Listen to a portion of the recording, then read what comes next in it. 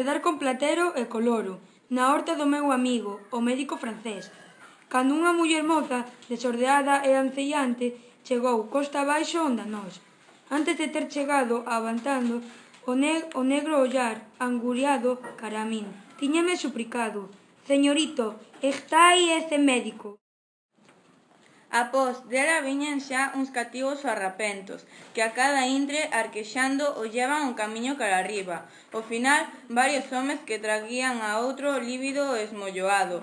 Era un cazador furtivo, deses que cazan venados no couto de Doñana.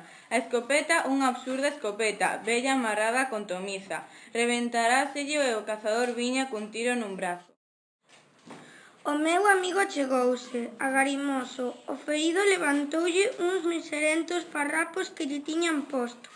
Levaoulle o sangue e foille apalpando nos osos e nos músculos. De cando en vez dicíalle: «Ceneso». De Balaba serán. De Huelva chegaba un cheirume a xunqueira, a piche, a peixe. Os laranxos se redondeaban, sobor de puente rosa, os seus apertados terciopelos de esmeralda. Nunha lila e verde, o loro, verde e vermello, e aí viña, fisgándonos cos seus olliños redondos.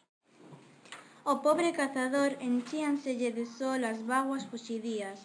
Por veces deixaba ouvir un afogado berro, e logo o loro, Cenegián. O meu amigo púñalle o ferido algodóns e vendas. O pobre do home, ai! E o loro entre as lilas, Ceneguián, Ceneguián.